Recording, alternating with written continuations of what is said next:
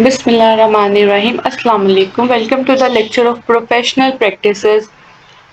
इसके अंदर प्रैक्टिसेस मैं लिख देती हूँ, कोर्स में ऐसा आना है। अच्छा, इस लेक्चर में आज हम जो बात करेंगे वो professional ethics and code of ethics को देखेंगे। ठीक है, अब इसमें हम बात क्या करेंगे, हम इस लेक्चर के अंदर हम लोग बात करेंगे प्रोफेशनल है उसमें क्या क्या एथिक्स होने चाहिए, और कोड ऑफ एथिक्स जो है डिफरेंट ऑर्गेनाइजेशन है उसके अकॉर्डिंग। और as a computer science student, software engineer student, जो हमारी गवर्निंग बॉडीज हैं उन्होंने क्या क्या कोड ऑफ एथिक्स को बनाया हुआ है। जैसे IEEE कोड ऑफ एथिक्स है, ACM के कोड ऑफ एथिक्स हैं, और application of code of ethics. तो ये मैं ज़रा इसकी भी स्पेलिंग ठीक कर देती हूँ। सबसे पहले हम इसका इंट्रोडक्शन देखेंगे।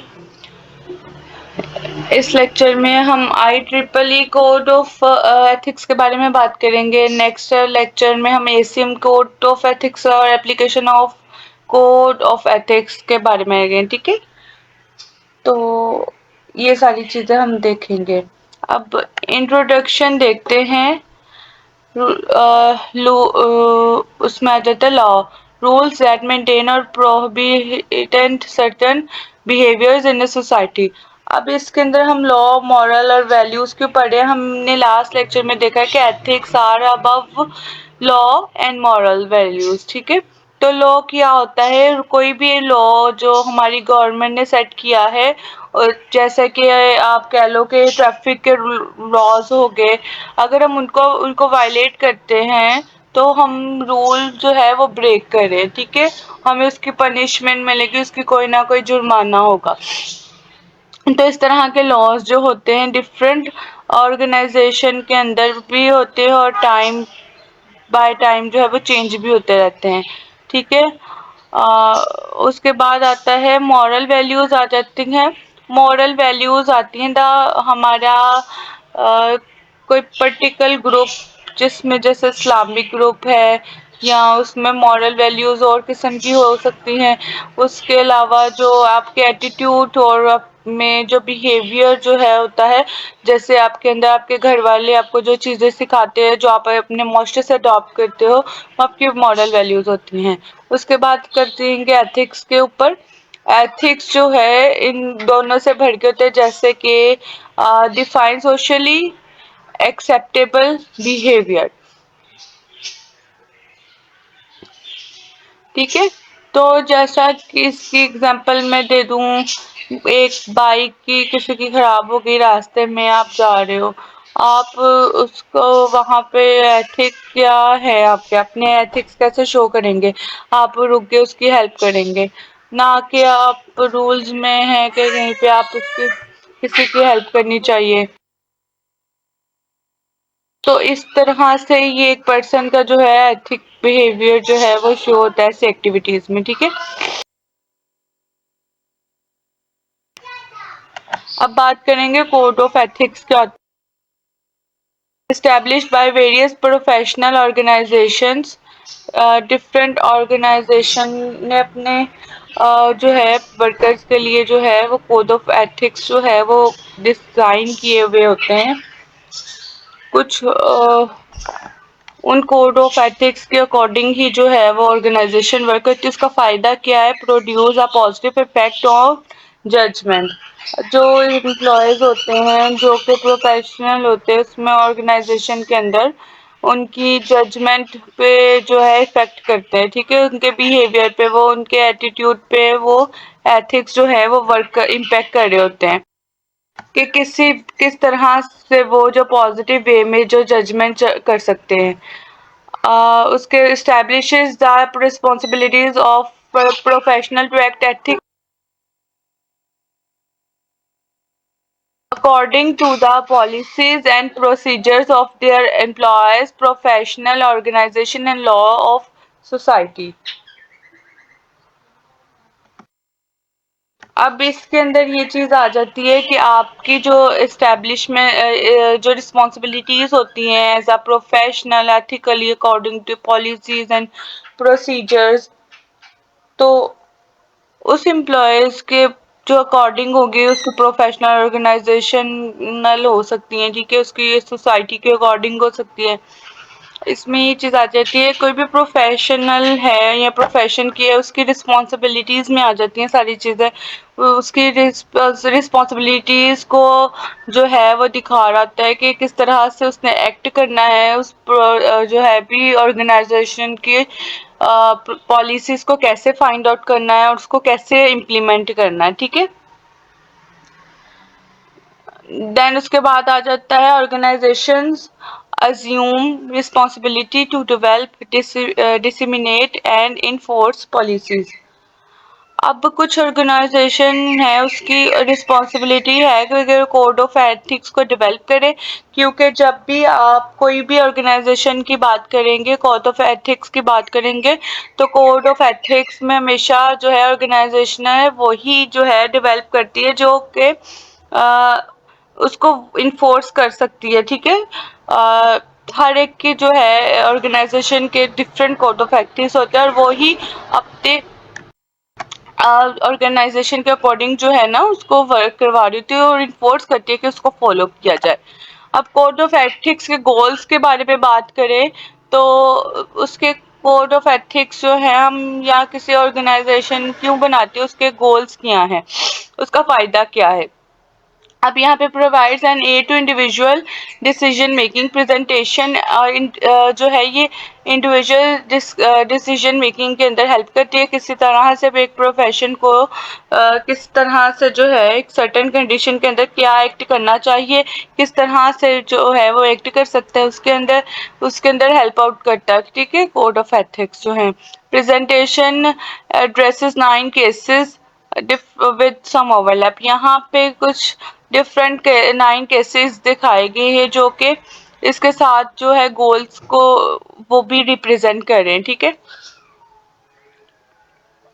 इंटेलेक्चुअल प्रॉपर्टी क्या है, इसके अंदर प्राइवेसी है, कॉन्फिडेंशियलिटी आ जाती है, प्रोफेशनल क्वालिटी आ जाती है, फेमनेस ऑफ डिस्क्रिमिनेशन आ जाती है, लाइबिलिटी आ जाती है, सॉफ्टवेयर रिस्क और conflict of interest, unauthorised access to the computer system. तो ये कुछ गोल्स हैं, इनको आप देख लें जो कि कोड ऑफ एथिक्स के गोल्स आ जाते हैं, ठीक है, जो हमें प्रोवाइड करते हैं। उसके बाद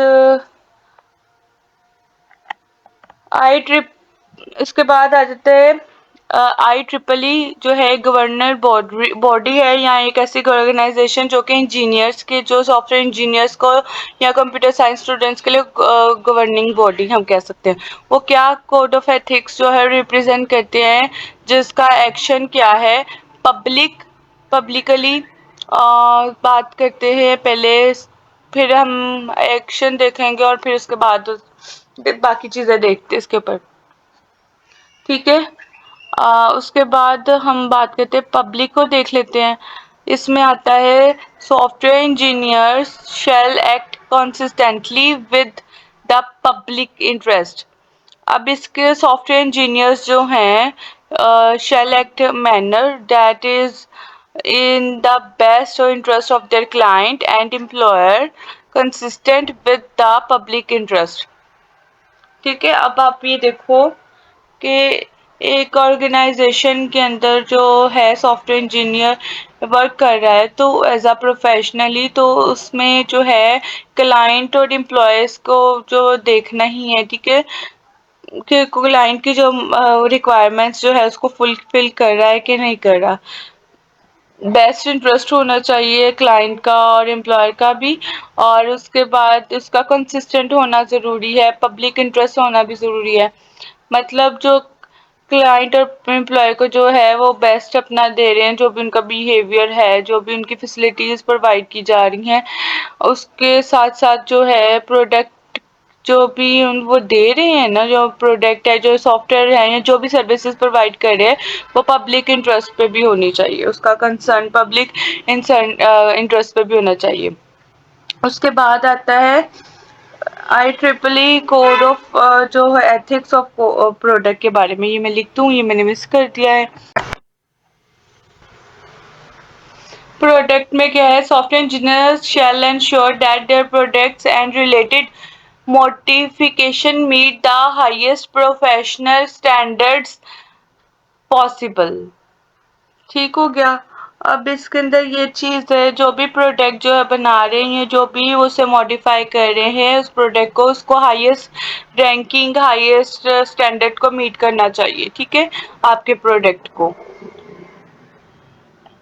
नेक्स्ट बात करते हैं I triple E code of hierarchy में क्या आता है, जजमेंट और मैनेजमेंट। ठीक है, software engineers shall maintain integrity and independence in their professional judgement. अब I triple E code of ethics क्या कह रहा है, वो ये कह रहे हैं कि जो भी एक सॉफ्टवेयर इंजीनियर है वो उसको दयानतदारी और ये अपने जो है इंडिपेंडेंट तौर पे मतलब के खुद मुख्तार होके जो है प्रोफेशनल जजमेंट करनी है। ठीक है, उसमें किसी का इन्फ्लुएंस नहीं होना चाहिए, उसमें रिश्तेदार का या किसी अपर पोस्ट का जो है या पॉलिटिशियन का जो है इन्फ्लुएंस नहीं होना चाहिए जजमेंट में। ठीक है, फिर उसके बाद मैनेजमेंट में क्या चीज़ आ जाती है, software engineering managers and leaders shall subscribe to and promote an ethical approach to the management of the software development and maintenance। अगर आप एक किसी भी टीम के लीडर हैं या उसको मैनेज कर रहे हैं तो आप उसमें अपने जो है टीम मेंबर्स के साथ भी एथिकल अप्रोच जो है वो यूज़ करनी है। ठीक है, then I triple E code of ethics peer के बारे में, वो भी मैं पीयर्स इसमें है, professional software engineers shall advance the integrity and reputation of the profession and consistent with the public interest. एक तो जो सॉफ्टवेयर इंजीनियर है उसमें जो है अपनी प्रोफेशन को जो है एडवांस इंटेग्रिटी और रेपुटेशन उसकी कम नहीं होनी चाहिए। ठीक है, मतलब उसकी जो है पब्लिक इंटरेस्ट भी अच्छा हो उसका, और उसमें उसने अपनी रेपुटेशन को भी देखना है और इंटेग्रिटी को कंसिस्टेंट रखना है। ठीक है, और उसके बाद दूसरा क्या है कि अपने कलीग्स के साथ जो स्पोर्टिव रहना है और फेयर रहना है।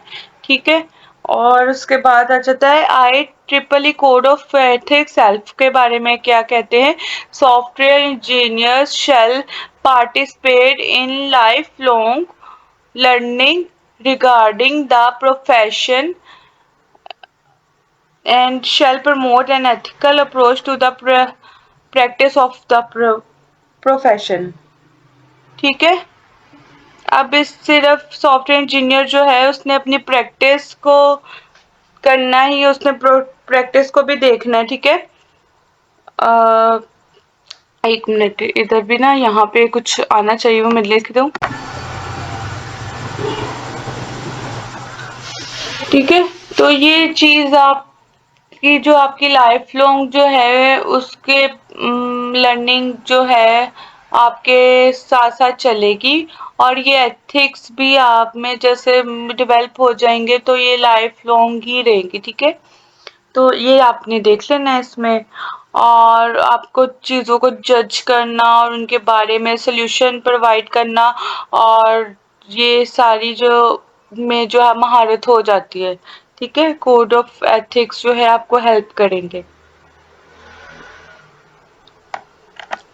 तो principles of I triple E code of ethics हम कह सकते हैं act in the public interest है, जो भी आपका एक्ट है वो पब्लिक इंटरेस्ट में हो, act in the interest of clients and employees, जो आपका इंटरेस्ट है या क्लाइंट और एम्प्लॉयज के साथ, मतलब वो अच्छा होना चाहिए, उसका आपका एक्ट अच्छा हो।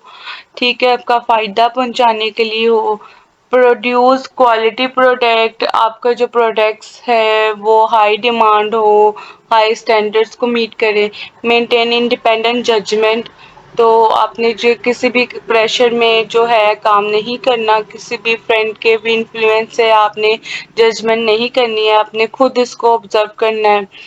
मैनेज एथिकली, कि आपने जो है कोई टीम को लीड कर रहे हो तो आपने जो है उसको मैनेज करना है, ठीक है।